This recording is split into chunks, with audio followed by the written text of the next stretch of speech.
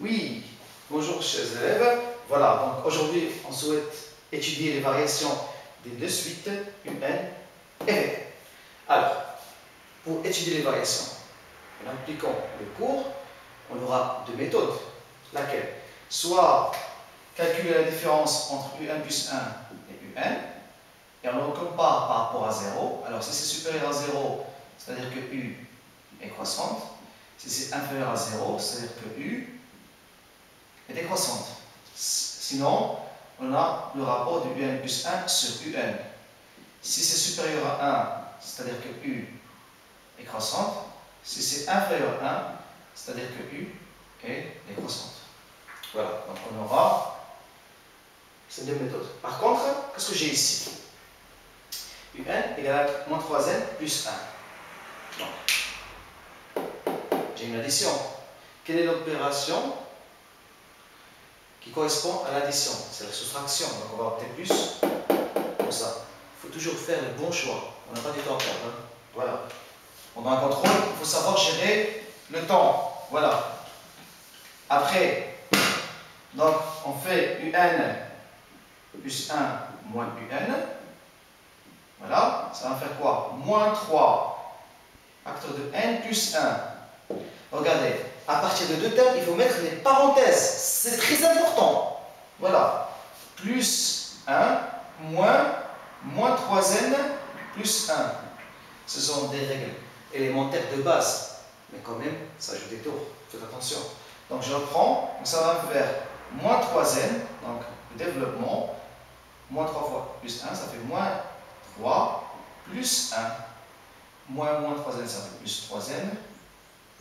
Moins 1. Alors, si j'enlève les parenthèses, il faut toujours changer les signes qui sont à l'intérieur de la parenthèse. Voilà. Donc, j'ai moins 3n plus 3n. Le terme opposé, donc ça veut dire 0. 1 moins 1, 0. Donc, dès que j'ai la possibilité de faire le ménage, je le fais. De suite. Ça fait moins 3. Alors, comme moins 3 est négatif, donc, UN plus 1 moins UN est inférieur à 0.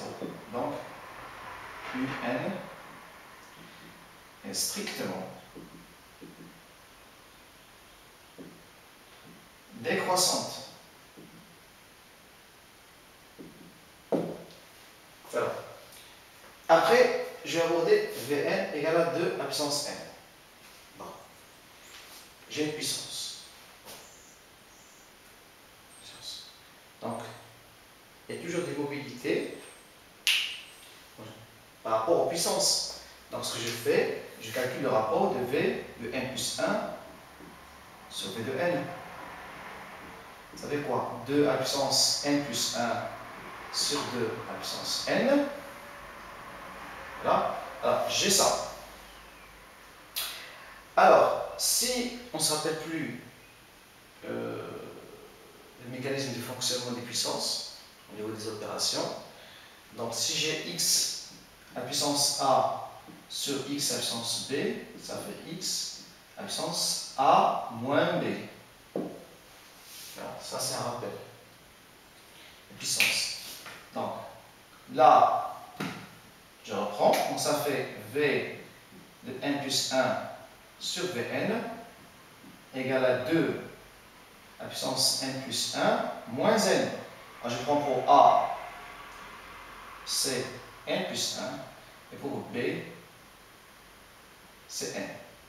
D'accord? Donc ça va me faire 2.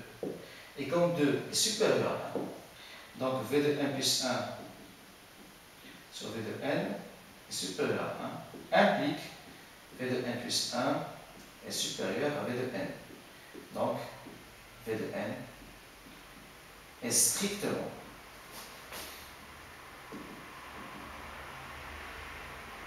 croissante. Donc voilà, on a les deux exemples, on a étudié, on a fait des rappels par rapport aux puissances. Alors, donc, si vous voulez aussi, pour V de n, on peut faire aussi la soustraction, mais bon, ça demande des techniques de de calcul. Mais si vous voulez, on peut toujours tester. Ça vaut le coup. Il faut voir plusieurs méthodes. Après, à nous de choisir la bonne méthode qui nous va le mieux et surtout qui va nous arranger le plus. Hein.